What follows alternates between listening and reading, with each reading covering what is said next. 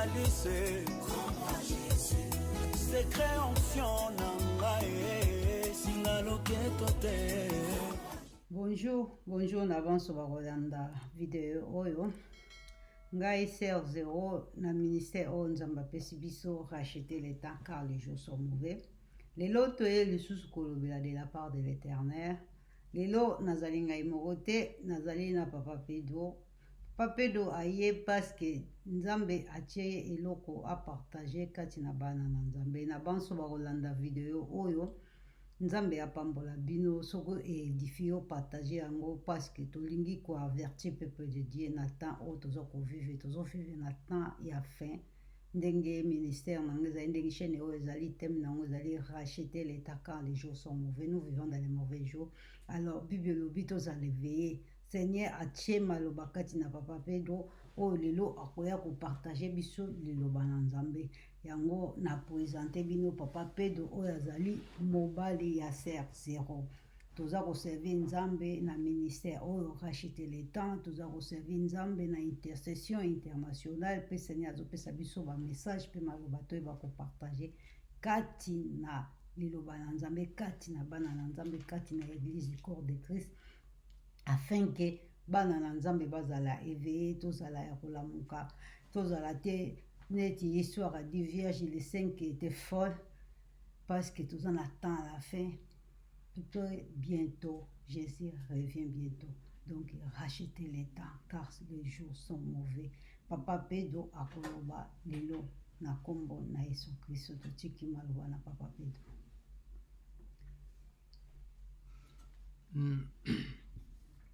N'ayez pour la part du Seigneur, l'avertissement pour le corps de Christ. Nous vivons dans un temps mauvais. Nous voulons maman racheter le temps quand les jours sont mauvais. C'est le temps. Préparons-nous quand Jésus-Christ revient bientôt. Que le peuple de Dieu qui nous soit averti. Que le peuple Nzambe et tout l'amour. Parce que tout est signe. Oh, et le mikat na makomi, et c'est kokisami. Et tigaga signe gaga ya oya mwana na motu. L'enlèvement. Préparons-nous à la rencontre d'époux. Et Zangai, Mobali ya maman, abengame na kombo ser 0. Toi, le soukolo bengame la part le Seigneur. Oya na matoi ayoka. Bible que si vous entendez sa voix. N'endossez pas vos cœurs. Amen. Toko tanga papa Pedro aye na livre ya Daniel na makomi na nzambe teme na biso kaka nde tolobi teme ya lelo ezali kaka racheter l'état car les jours sont mauvais. Teme na biso ezali ke bana na nzambe tozala prête basini ese monani nyonso oyo ekomami nzambe alingi tozala fidèle. Les enfants de Dieu soyons prêts parce que très bientôt l'épouse va venir. Les thèmes les enfants de Dieu soient prêts. Papa Pedro azbesi ngai ba verset oyo nga na kotanga ye akopartage toza na livre ya Daniel chapitre 3 verset 6. Verset 6 na kotanga na kombo na Yesu Kristo. Verset 6, quiconque ne se prosterne pas et n'adore pas sera jeté à un instant même au milieu d'une fournaise ardente.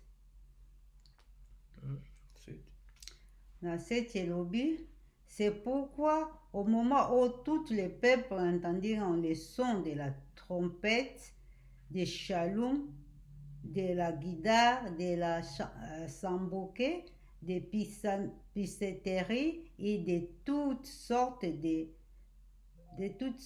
d'instruments de musique, tous les peuples, les nations, les hommes de toutes langues se prosterneront et adoreront la statue d'or qui avait élevé le roi Nebuchadnezzar. Le verset 6 est le Bibisoboy.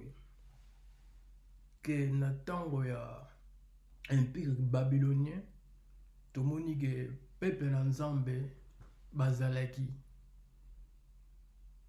tomoni ke epesami mitindo epesami kati na mboka na Babylone ke mutu nyonso akoyoka musique gouvernement ya babylonien bensima musique estati ya elevaki esengi mutu nyonso fo atosa mibeko epesamaki tokomona kaki na 3 hébreu bana na nzambe libota na nzambe bango baboyaki que se prosterner devant les statues on Nebukadnezar elevaki parce que c'est le loi ya Moïse que libota na nzambe bayebaki baki na connaissance la parole de Dieu que bakoki kogumemelo ke nzambe mosusu te c'est la loi Moïse na mibeko parce que soki ogumemeli nzambe mosusu ke osali péché grave blasphème kombo na nzambe ya Israël et bango basetenaki wana baki na connaissance la parole wana et bango baboyaki ya kofungama bikeko Nebukadnezar s'élevaki estati lelo le même diable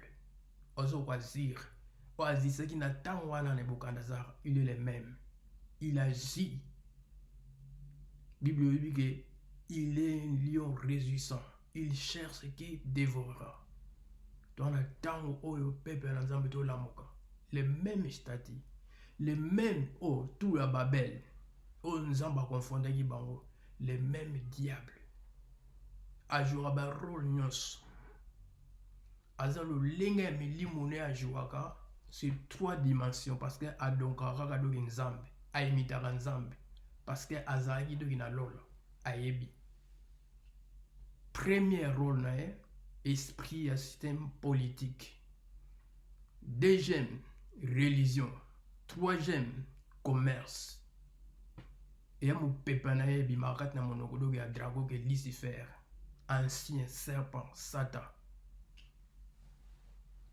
aza omeni présenté à la limite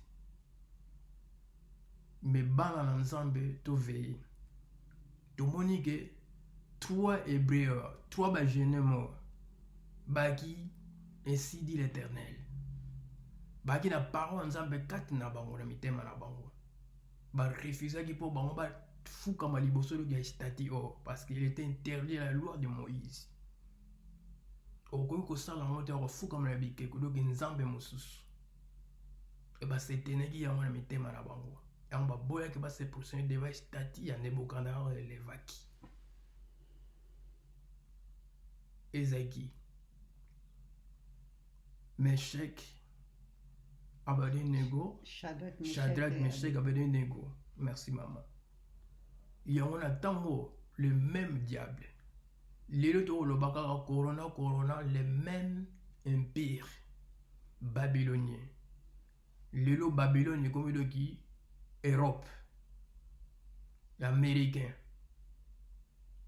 empire et s'est levé le même diable le même rôle tomoni ke ebele peuple lié bana na nzambe devant statue oyo ebengami corona devant statue oyo ebengami doki vassin combien na vision nzambe alakisi ngai abike ngai nzambe na keli bato ngambo napesa bino souffle combien bazoko se prosterner devant nombre ya mensonge oyo ya diable a se lever pour la corona pour la vassin baokima mbangu nombre abi esalanga nzambe passe nazolela na trono na ngai bato na keli bozoko prosterner boolanda mensonge ya diable oyo akela mutu te mais nombre bose prosterner les mêmes et statue Nebukadnezar alevaki les mêmes rôles à diable aujourd'hui azoko marcher na ndenge artificielle avant d'une média avant d'une internet trône na avant de tout système politique les ministères d'iniquité agit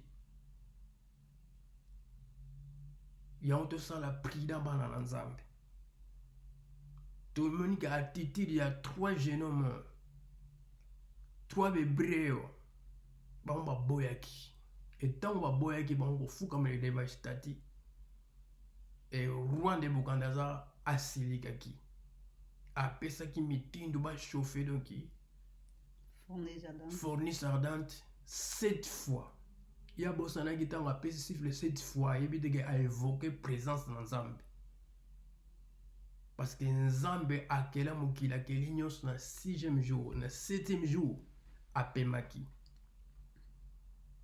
sans le savoir avokaki présence na nzambe kati na 3 jeune homme wana apesaki mitindo l'un des soda ya makasi ya mbinga abwaka 3 jeune homme na fournaise ardente oyo chauffaki da apesi mitindo bochauffaki loke 7 fois natala soki nzambe nini oyo akoya kolongola bango kati na maboko na ngai na mibeko nango napesi e bango bazongisilaki na eboka nazalaki biso tokokogumemeloki ekeko yo eleve te sala oyo olingi me toyebi ke nzambe na biso akokangola biso e babwakamaki na kobwakama wana lin ya soda oyo ya mbinga ya makasi abwakaki bango liboso nde moto akufaki na moto wana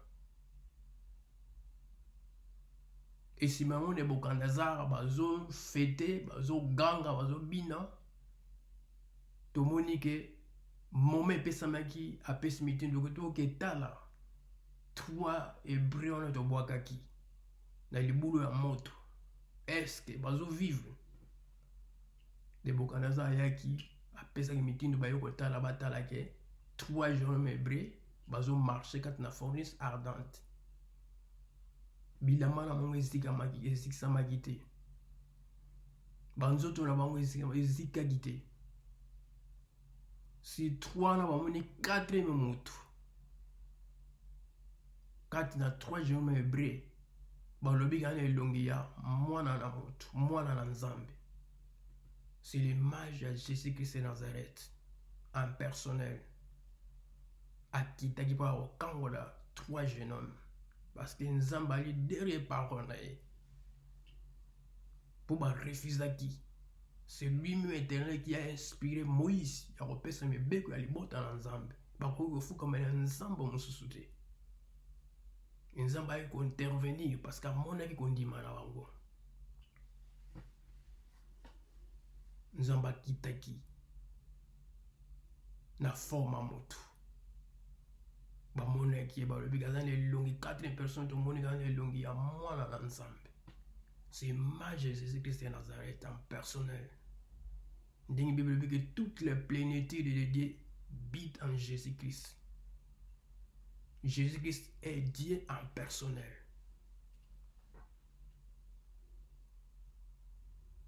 Yende muda kitaki po akangola loki peuple ya 3 jeunes mwana hébreu. Tomoni ke na suka nango bayaki kobimisa bango. Tango bamisi bango bilamba na bango ezikisamaki te. Suki na bango ezikaki te. Nyonso ndenge balisaki bamanto ezikaki te. Eloko moko te na nzoto na bango loki ezikaki. Ni solo moto loki esalaki na bango te.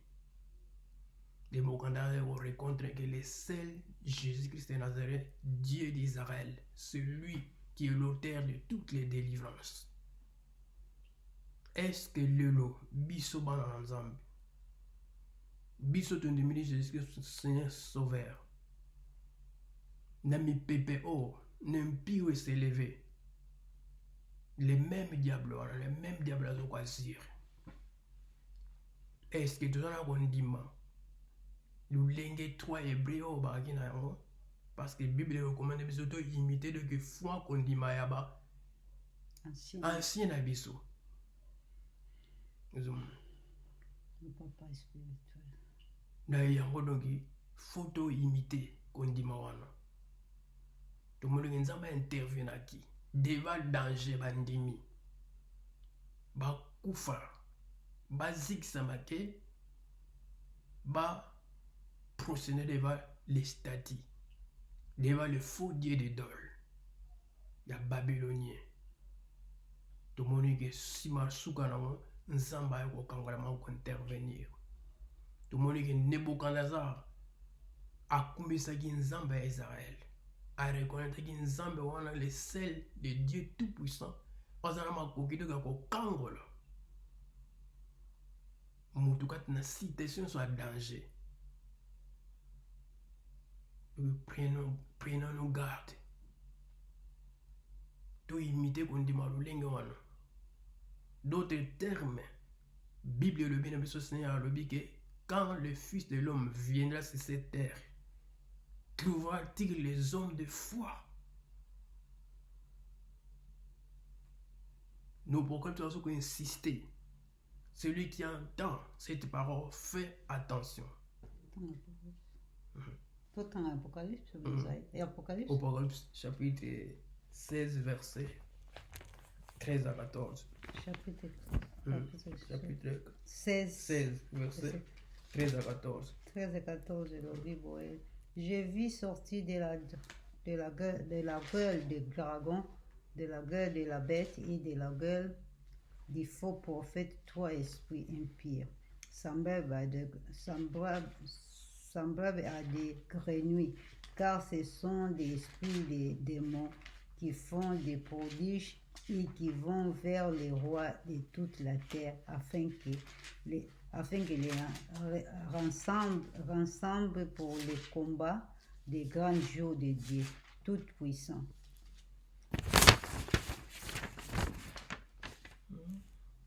Second. 14 septembre. 13 à 14. 13 à 14, on va regarder là. Awa tomoni ke Bible otalisa biso ke Jean ne monesila lila Patmos molimo na Nzambe emonisaki ye mipepe ezwi makati na monoko doki ya drago c'est le diable, serpent ancien, bête yeka diable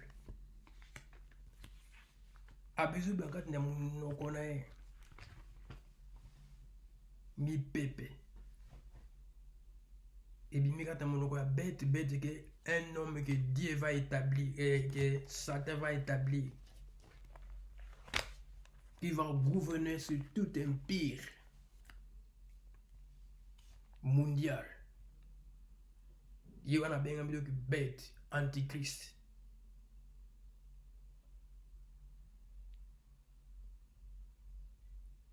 Pena monoko il y a faux prophète, chef religieux.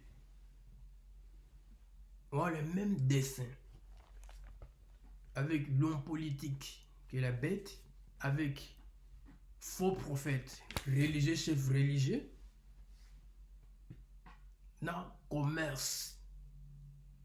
On a le même langage, le même système, le même dialogue. Bangonde va passer à la loi contre au contraire à la volonté de Dieu, à la parole de Dieu. Premier politique, deuxième religion, troisième commerce. Satan vanda gina lola ebi a imitara Nzambe parce que notre Dieu est 3 fois saint. Sur 3 on a le gars coopérer sur dimension à 3 dimensions. Faux trinité na politique première, deuxième religion, troisième commerce. Le même langage, le même dessin, le même esprit.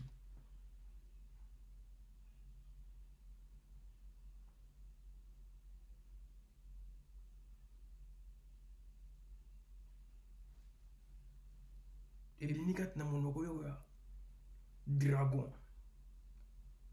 Le Bible le esprit impie de mi pepe ya mbindo.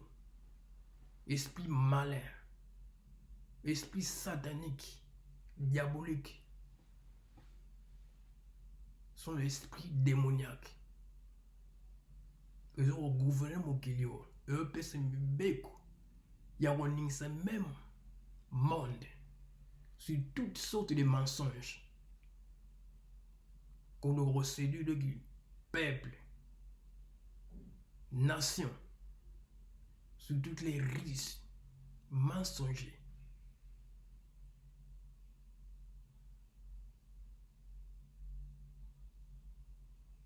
Ils sont l'esprit des démons. Ils ont des mots démoniaques. Ils font les prodiges. Vers les rois de la terre. kokende pas de qui a bakonzilo qui a mabele va mokilio vers les hommes politiques.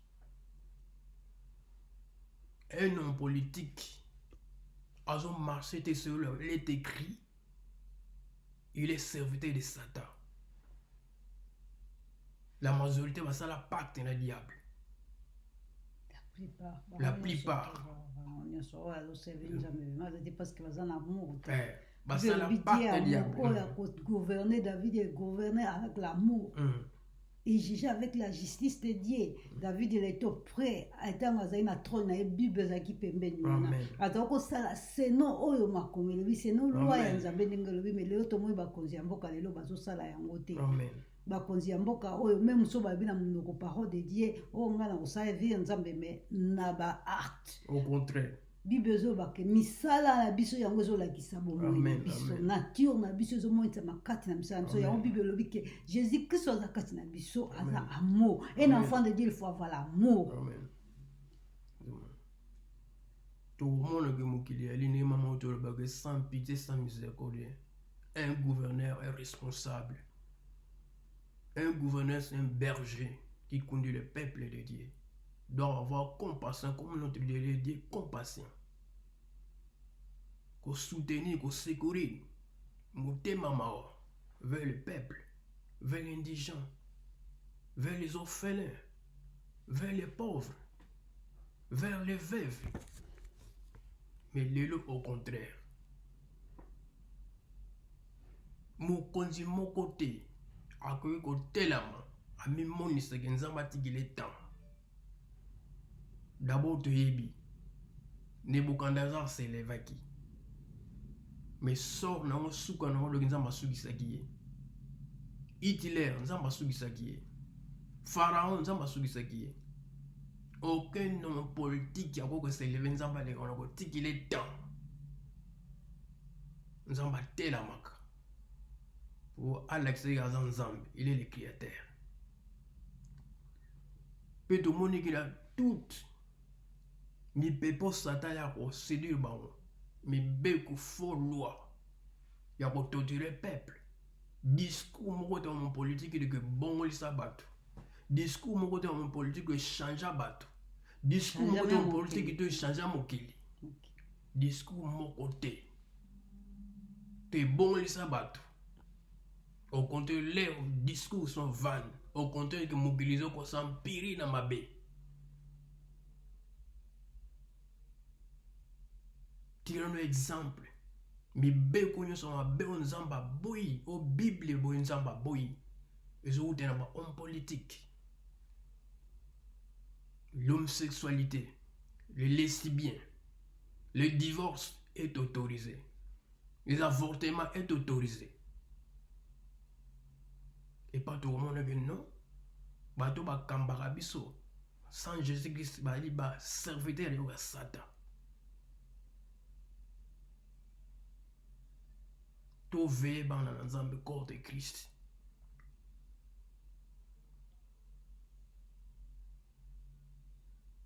Attention à notre Dieu. Jésus revient bientôt.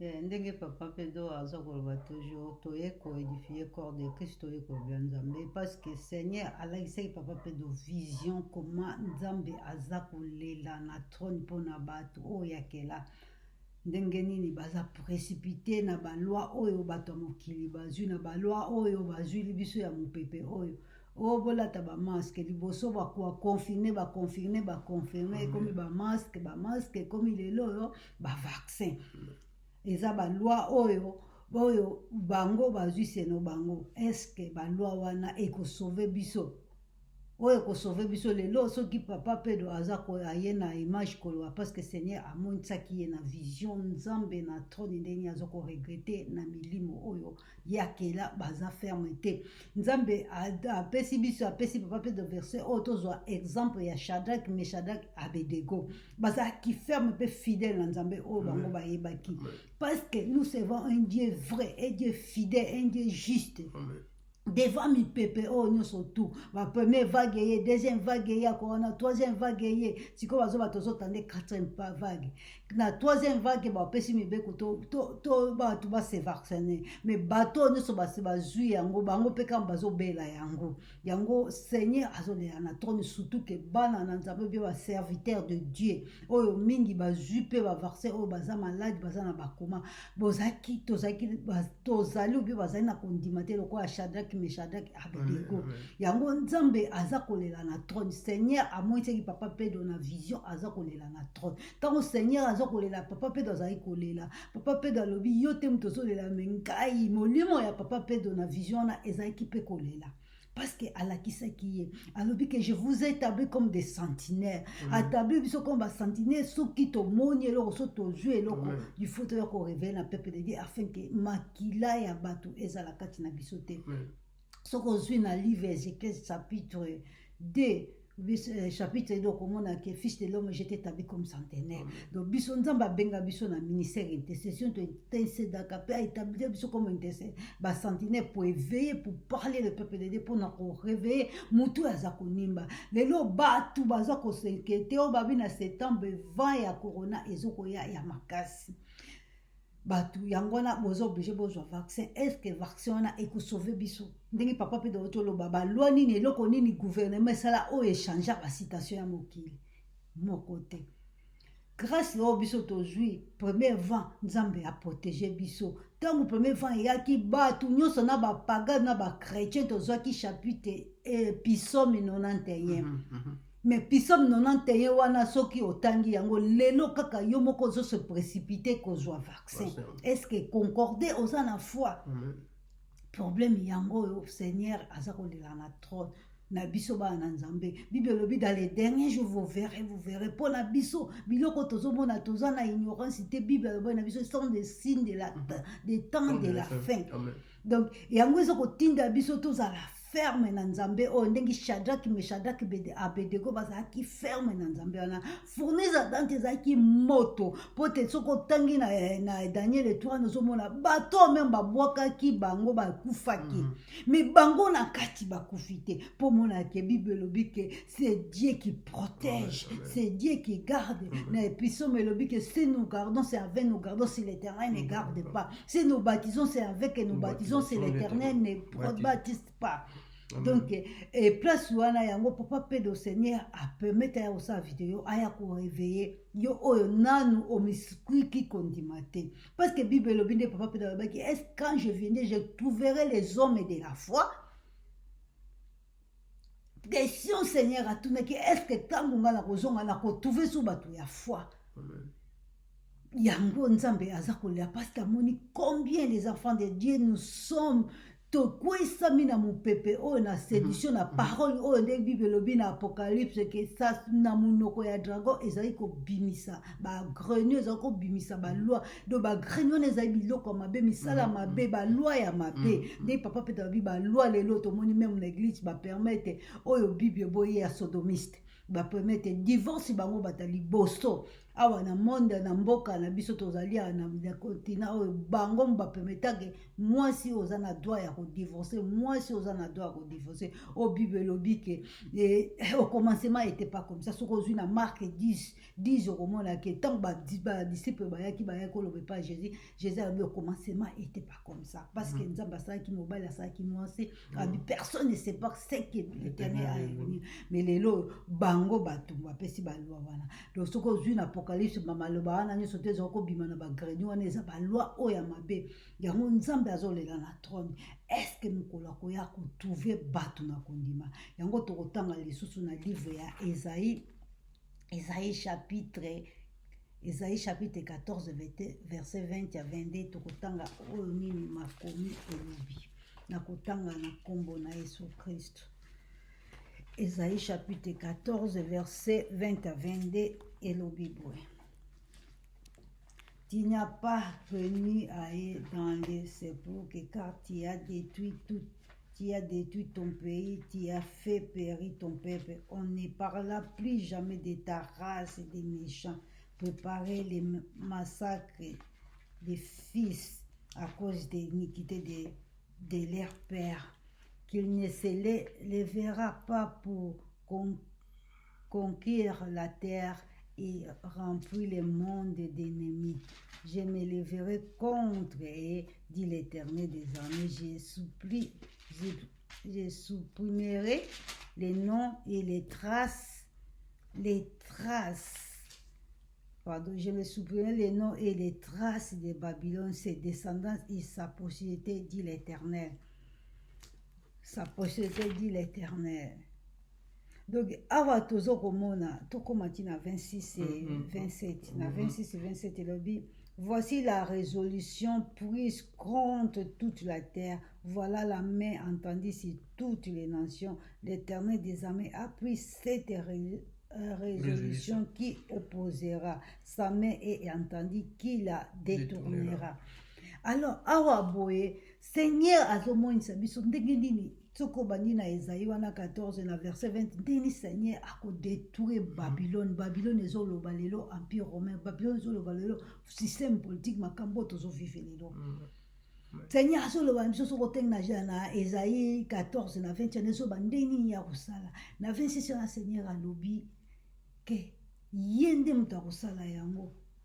Nzambe nde mutu aza capable ya kosisa mokili malgré bango bazokosala nyonso tu bazomona baza neti capable ya kodétruire mokili baza na limite parce que mokeli ya mokili oyo azali mutu akela mokili oyo azali ye mutu abandaki ye mpe mutu akosukisa nyonso tu oyo tozomona mongunya azali kosala ezali nango kaka barise ezali kaka basine ya temps oyo bakozala faibli bakokota na balwa wana bakondimela baprostene devant estati na tango ya Shadrach Meshach ezalaki estati na tango na biso ezali biloko biso tozokomona yango eza estati yango ezali estati tokotala ndenge nini bava oyo ezoya ndeni bato bazoloba ndeni baproposition oke na médecin azopropose mpona nini okende pa ebo bazopropose okende na mosala bazopropose c'est vrai bango bazopropose bazali bana na nzambe te yo oza mwana na nzambe ezala fidèle okwa Shadrach Meshach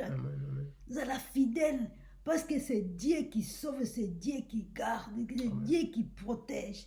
Ba protection tomoni ke po mona eza mensonge bango kaka bazwa farce ba biloko na bango bazobeta kaka batongo kaka bazobela maladi yango omona te ke azali perte mensonge Bible lobi aza même soka lobi nyonso tu asalaka ezali ya lokuta eloko moko te bimakati na monoko ne ya solo yango mona apocalypse babi sortez des grenouilles sortez tout ça nyonso oyo ya bimisa mungunya na biso eza ya mensonge yango atalaka faiblesse na yo soki okokwesa mapoki okozala fidèle na nzambe oyo ndenge Shadrach Meshach bazali fidèle.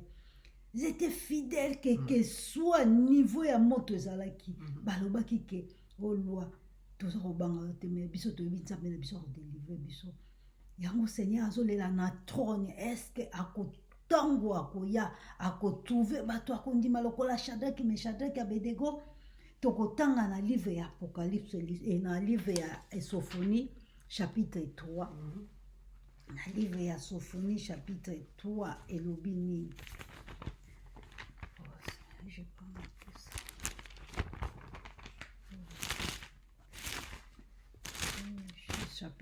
Sophonie chapitre 3 verset chapitre 3 lobi malheur à la ville rebelle et souillure à la ville pleine d'oppresseurs elle n'écoute aucune voix il n'y a point égard à la corruption.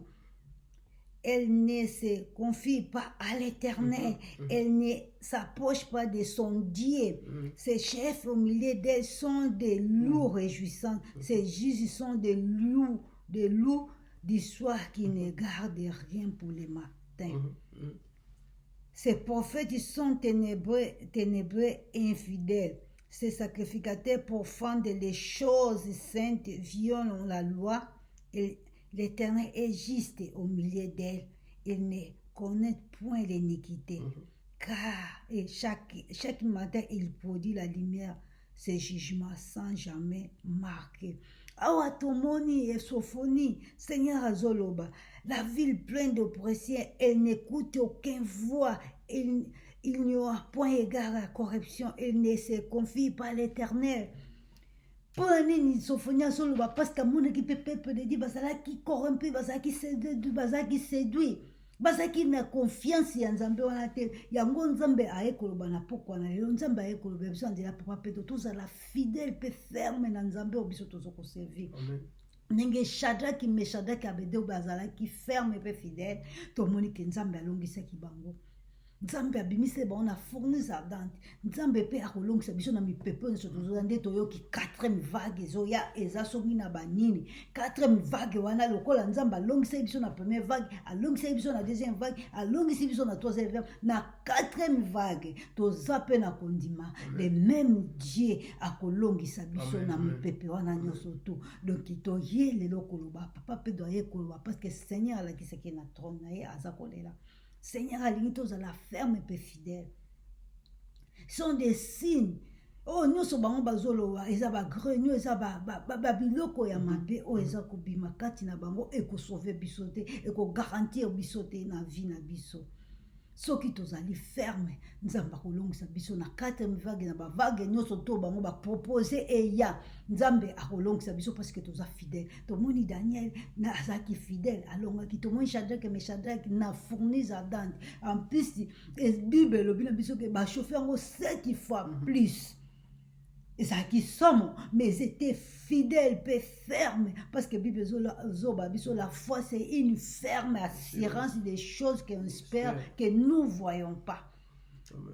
Yango Nzambe alingi tozala fidèle, peu ferme, na mi pepe nyonso to wana. Donc oh nyonso to bazo proposer ozwa. Yo na kondima na yo video oyo eya ko butiso su kondima ke Nzambe wa longisa ki yo akolongiso na 4e vague akolongiso na 4e vague parce que oyo bango bazo sala e ko sauver biso te ko garantir biso vite zala ferme pe fidèle na Nzambe oyo fidèle jusqu'à la fin fidèle comme Shadrach Meshach Abednego wana tokolonga bavant oyo surtout jusqu'à notre époux va venir nous a racheter tokende na ye na lieu de repos yango toye koloba na pokwa na lelo mutu nyonso to kolanda video oyo yeba ko partager yango na baninga o baza ferme te na baninga o baza na kondima te video oyo eya kobutiso su kondima la vidéo parce que Seigneur a insisté na papa apé sa message papa alingi te makila ya ba innocent ezala kati na maboko na ye toye awa kolobela na part ya Jésus Christ papa oza sona kamba basi na moni tokomi na suka ya video oyo Nzambe ya lola apambola bino Nzambe ya lola a partager a protéger biso na ba mipepe nyonso toyo ezali koya Katina Kombo na Yeso, c'était la sœur Zéro avec son époux, Papa Pedro. Toye kolobana ministère oyo racheter les temps, car les jours sont mauvais. Au nom de Jésus-Christ, notre Seigneur et Sauveur. Amen. Amen.